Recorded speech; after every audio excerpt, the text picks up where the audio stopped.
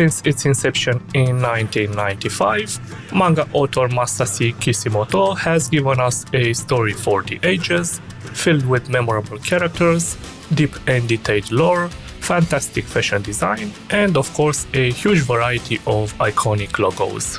Hi there everyone, my name is Andrei Marius, and today we'll use Adobe Illustrator to explore the history and design of the headband marks done by the ninjas of Konoha, the Akatsuki cloud symbol, and of course the anime series logos that made this ramen-eating ninja a worldwide phenomenon.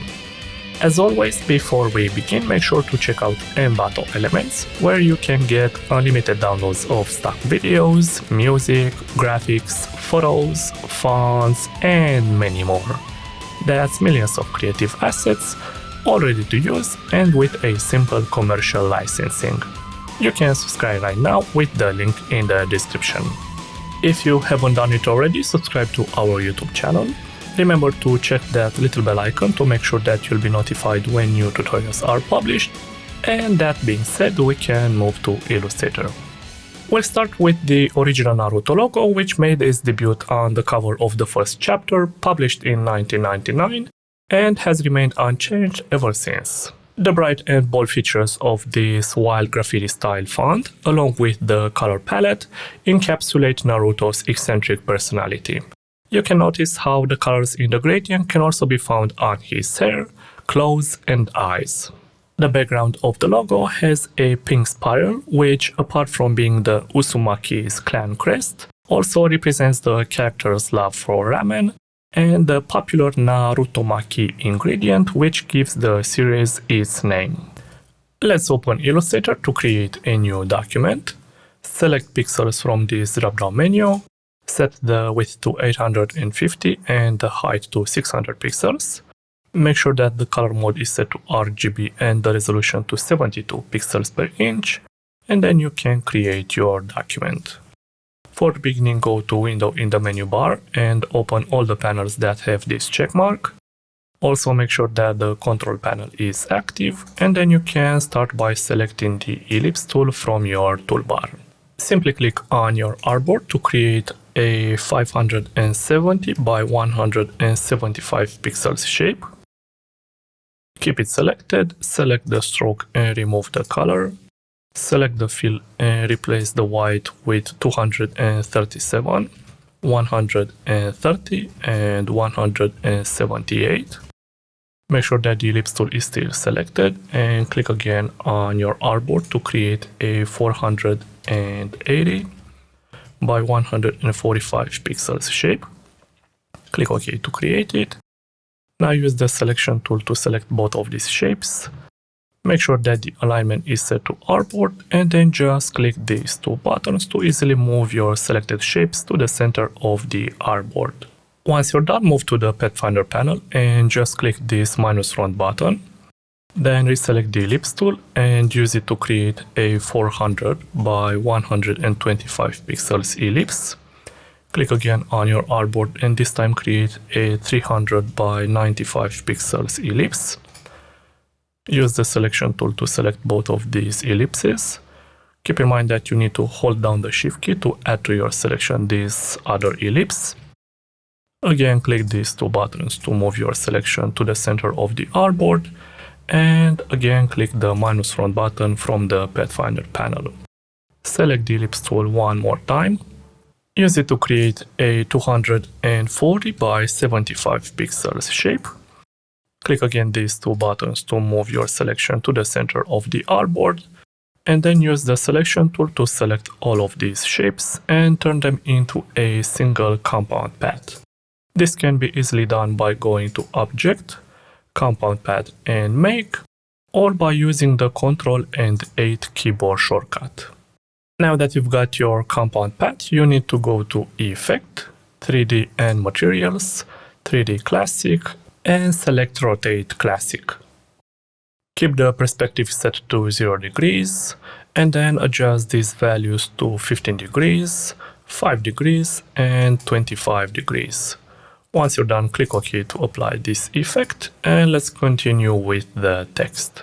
Select the type tool from your toolbar, and focus on the control panel to set the settings for the text that you're about to add. We'll use this Ninja Naruto font, increase the size to 170, and then just click on your artboard to type in your text. Once you're done, you can press the escape key to easily switch to the selection tool. Move your text roughly in this position. Keep it selected and go to type and create outlines, which will turn your text into vector shapes. And then move to the gradient panel to fill each of these letter shapes with a linear gradient. So just click this button, keep the angle set to 0 degrees and continue with the gradient colors. Double click this one, change the color mode to RGB so that you can replace this color with 231, 15 and 3, and move to this other gradient color. Again, change the color mode to RGB and replace the color with 249, 177 and 1. Now press Ctrl C and then Ctrl F, which will add a copy of your group. Then press Ctrl and 8 to turn this group into a compound path. Select the fill and set the color to 9, 58 and 142. Let's move this compound path behind your group. Keep it selected and make sure that the fill is selected in the appearance panel, and then go to Effect, Path and Offset Path. Set the offset to 12 pixels. Remember to select round from this drop-down menu.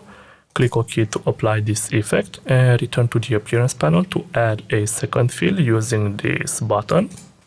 Keep it selected and make it white, and then go again to Effect, Path and Offset Path. This time you need to set the offset to 6 pixels. Again, select round from this drop-down menu, click OK. Return to the appearance panel to reselect this blue fill, and this time go to Effect, Restore and Transform, and Transform. First of all, increase the number of copies to 30, and then set both of these move sliders to 0.5 pixels. Click OK to apply the effect, and this will be your Naruto logo. Now that you got the original Naruto logo, you can easily turn it into the Shippuden logo. Shippuden is a Japanese term that is made up of two concepts. Shippu, meaning swift, strong wind, and Den, which translates to legends or chronicles. So Shippuden translates into Hurricane Legends or Hurricane Chronicles. If we consider that Naruto's last name Uzumaki translates to swirl, then it makes perfect sense for Masashi Kishimoto to have used this as the title for the second portion of the series.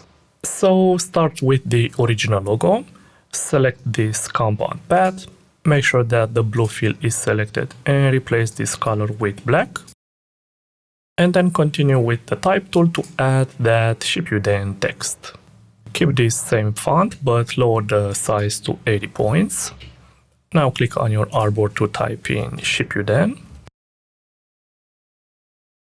Press the escape key when you're done. Move the text so you can see it. Now double click and select these two characters to lower the font size to 60 points. Let's do the same for this character and for this one. Again, press the escape key when you're done to switch to the selection tool. Move your text roughly in this position.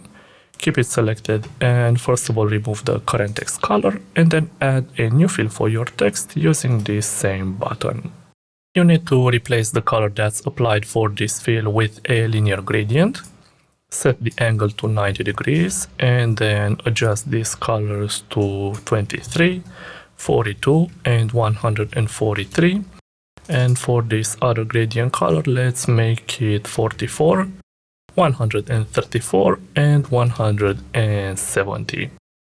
Now return to the appearance panel to add a second fill for your text.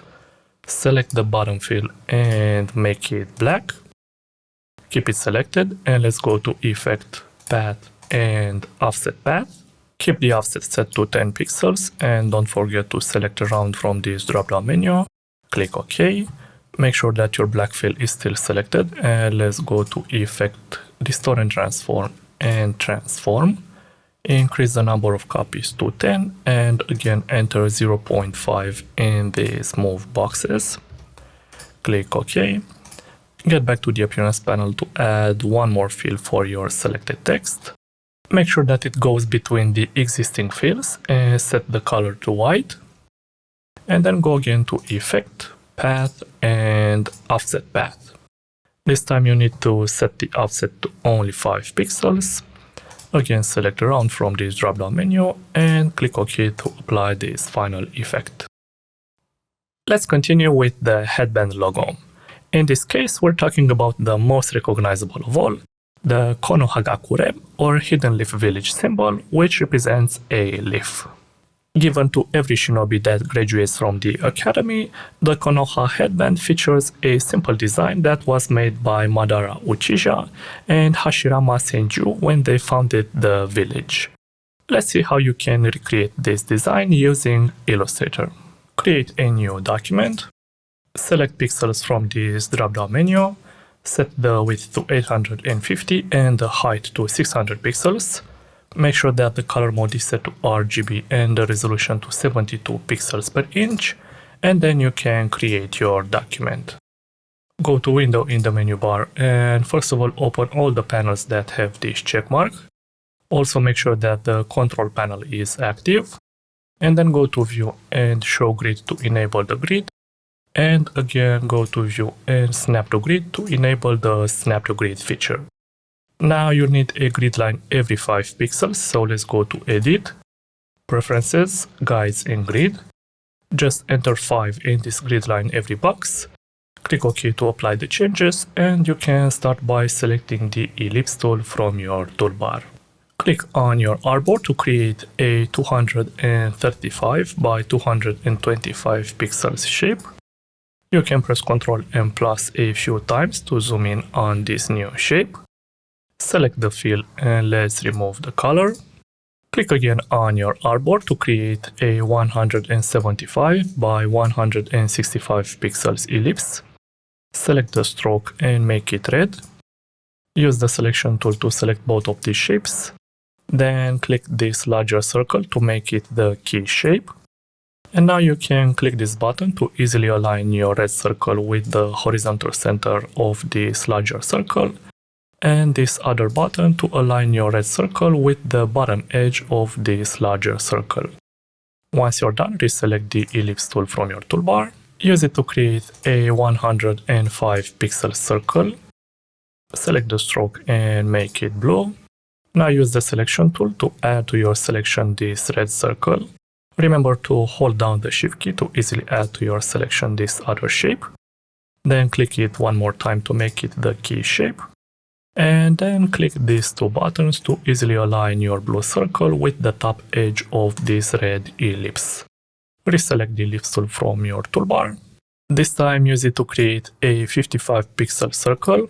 Select the stroke and make it green. Select this green circle along with the blue one. Make the blue one the key shape and click these two buttons to align your green circle with the bottom edge of the blue circle. Reselect just this green circle and go to Object, Path and Add Anchor Points. And then switch to the Line Segment tool from your toolbar. Simply click and drag to create an 80 pixels vertical path. Remember that you can hold down the Shift key as you click and drag to easily create a vertical path. And keep in mind that you can have a look inside the info panel to know exactly when you get to 80 pixels. Once you're done, let's replace the stroke color with black. Switch to the direct selection tool so that you can select just this point and drag it 95 pixels to the right.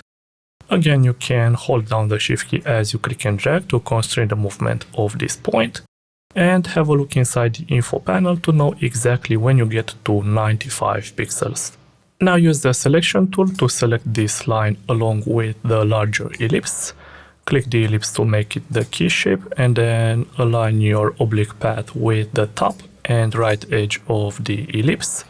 And then select just this oblique path and move it 10 pixels up and 35 pixels to the right, like this. Reselect this oblique path along with your larger ellipse and click the outline button from the Pathfinder panel. Let's have a look inside the layers panel, and as you can see now you have a new group. You can apply a stroke for this group. Press Shift Ctrl and G to ungroup this group. Now switch to the direct selection tool so that you can select just this point and press the delete key to remove it. From the layers panel, select this tiny path and remove it. Also select this other path and remove it. And then you need to select these 2 points and join them by going to Object, Path and Join, or by pressing Ctrl and J. Continue with the direct selection tool and use it to select this point from your red path to delete it. Move to the blue path and delete this point. And then move to the green path and select this point. Hold down the Shift key to add to your selection this point, this one and this one. And then again press the delete key to remove the selected points. Once you're done, use the selection tool to select all of these paths and go again to Object, Path and Join, or use the Ctrl and J keyboard shortcut to easily join all of your selected paths. Keep this resulting path selected and let's increase the stroke width to 15 pixels. Open the stroke flyout panel and check the round cap and round join buttons. Continue with the rectangle tool, so select it from your toolbar. Use it to create a 50 by 145 pixels rectangle. Use the selection tool to move this rectangle in this exact position. Keep it selected and switch to the direct selection tool. First of all, use it to select just this point and move it 110 pixels to the right. And then select just this point to remove it, so press the delete key. And finally select just this point and move it 50 pixels to the right in this location. Now that you've got these paths, use the selection tool to select them and turn them into vector shapes by going to Object, Path and Outline Stroke. Merge these 2 shapes using the Unite button from the Pathfinder panel. And select the fill to replace the black with 73, 79 and 84. Let's also add a 10 pixel stroke. Replace the color with the same color that's used for the fill. So select your fill and copy this code. Then select the stroke and paste the code. Now select the entire path and go to Effect, Restore and Transform and Roughen. Check these 2 boxes, set the size to 1 and the detail to only 5. Click OK to apply this effect and then go to Object, Path and Outline Stroke to expand that effect. Click again this Union button to merge the resulting shapes. You can press Ctrl and 0 to zoom back on the entire artboard. Select this shape and make sure that the alignment is set to artboard, and then click these 2 buttons to easily move your shape to the center of the artboard. And then select the rectangle tool from your toolbar to add a simple background. Just click on your artboard and create a shape which will cover your entire artboard. Center this shape, drag it behind your logo and replace the color with 188. 192 and 208. Then reselect your logo and go to Effect, Stylize and Inner Glow. You need to replace the color with black. Change the blending mode to normal. Lower the opacity to 30% and increase the blur to 10 pixels. Keep this edge box checked. Click OK to apply this effect. And then go again to Effect, but this time select Stylize and Drop Shadow. Change the blending mode to normal. Lower the opacity to 60%. Set the offset values to 0 and 3 pixels. Lower the blur to 0. Remember to replace this color with white. Click OK and OK to apply this effect, and this will be your logo. Finally, we have the Akatsuki logo. Akatsuki translates to dawn or daybreak, which is exactly what the rogue shinobi of this group wanted to bring upon the world. Comprised of various village deserters that experience the horrors of war firsthand, the Akatsuki chose to identify themselves by using a red cloud multiplied over their long dark cloaks, symbolizing the rain of blood that fell over Amegakure during its wars. Let's move to Illustrator and see how you can create this cloud design. Again, create a new document, select pixels from this drop-down menu, set the width to 850 and the height to 600 pixels. Make sure that the color mode is set to RGB and the resolution to 72 pixels per inch, and then you can create your document. For the beginning, go to Window in the menu bar to open all the panels that have this check mark. Also make sure that the control panel is active, and then go to View and Show Grid to enable the grid, and again View and Snap to Grid to enable the Snap to Grid feature. For this tutorial you'll need a grid line every 5 pixels, so let's go to Edit, Preferences, Guides and Grid. Just enter 5 in this grid line every box.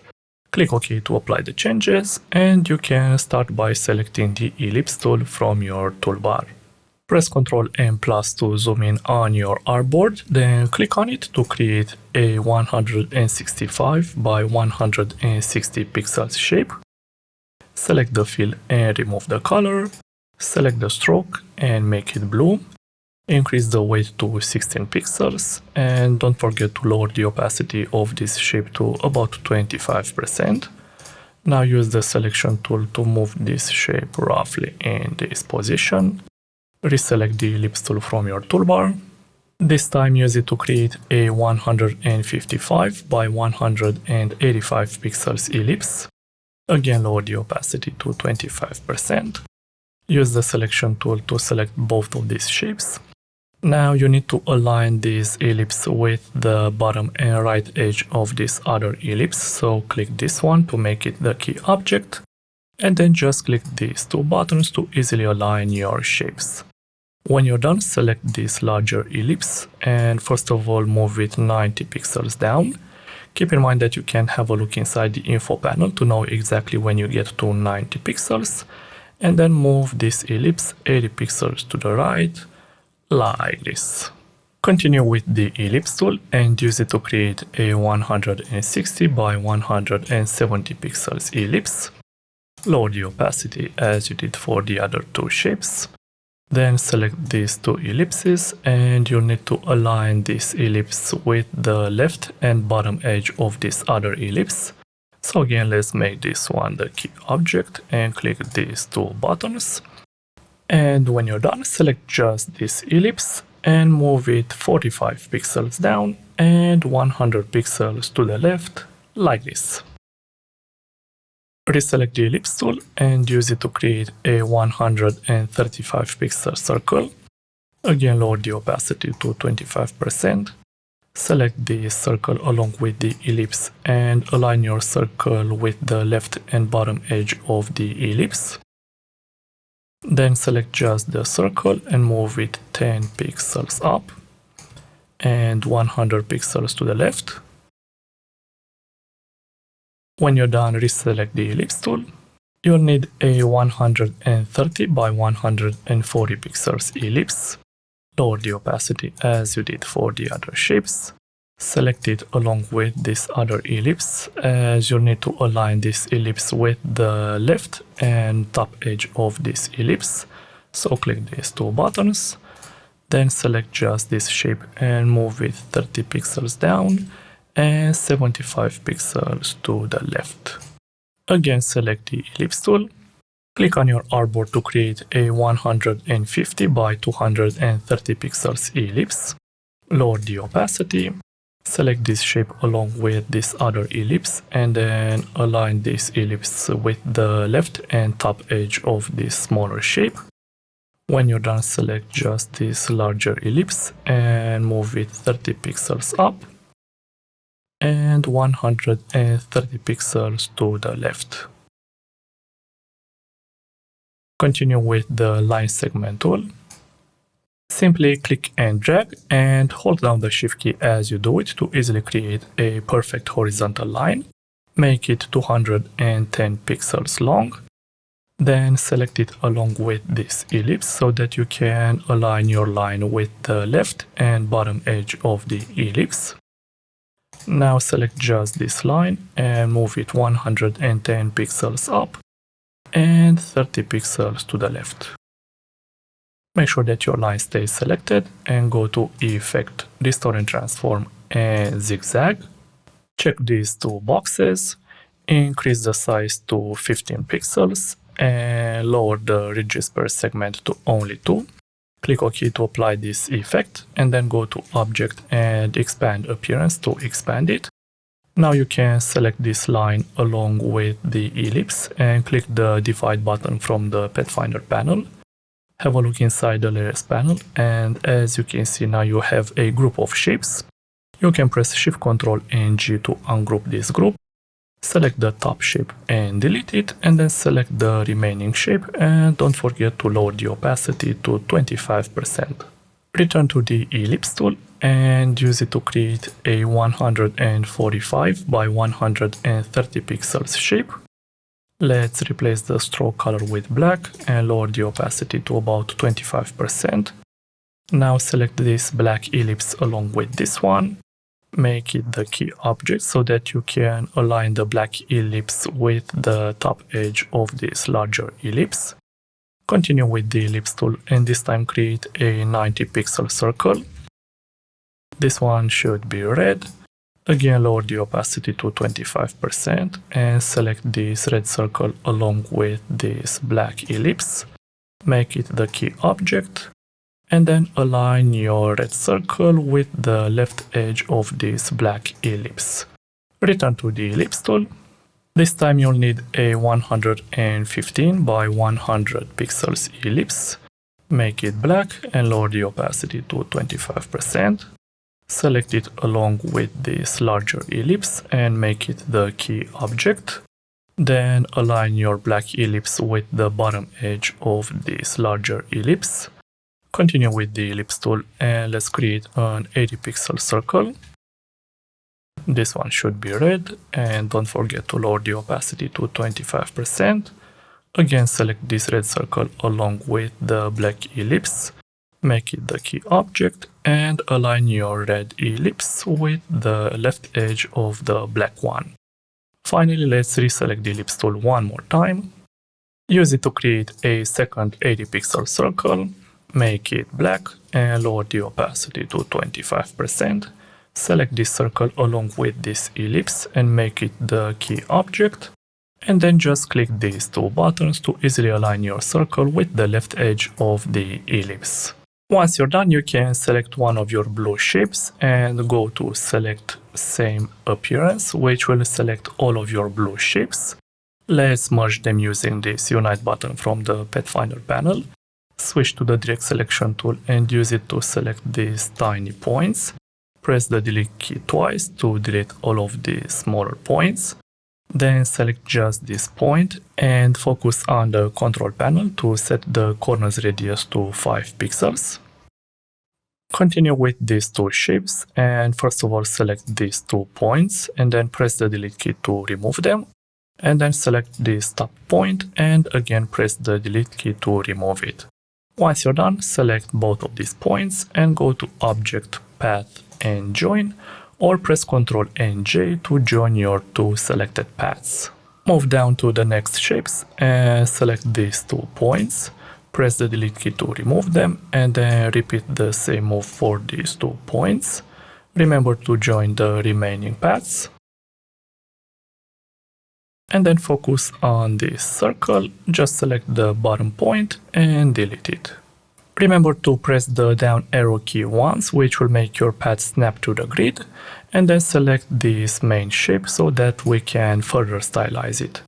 First of all, increase the opacity back to 100% and replace the stroke color with white. And then select the fill and set it to 241, 72 and 65. Let's add a second stroke for this shape, so click this button, drag this stroke below the fill, keep it selected and replace the color with 29, 34 and 44. And don't forget to increase the stroke weight to 28 points. Reselect the fill and duplicate it using this button. Let's drag this new fill below this darker stroke. Keep this fill selected and first of all lower the opacity to 50%. And then go to Effect, Path and Offset Path. Set the offset to -15 pixels and click OK. Make sure that your fill is still selected and go again to Effect, but this time to Distort and Transform and Transform. You need to drag this Move Vertical slider to 50 pixels, which will move your selected fill 50 pixels down. Click OK.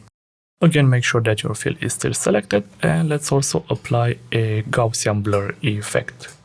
Set the radius to 15 pixels and click OK. For the final touches, you need to select these three paths. Move to the contour panel where you can increase the opacity to 100%. Replace the stroke color with white. And don't forget to open the stroke flyout panel where you need to check this round cap button. With this final touch, your design is complete. I hope you've enjoyed this tutorial. Remember to hit that like button as it lets me know that I did a good job. Subscribe if you aren't already, and don't forget to click the little bell icon to be notified of any new tutorials. I'm Andrei Marius, and I'll see you in the next video.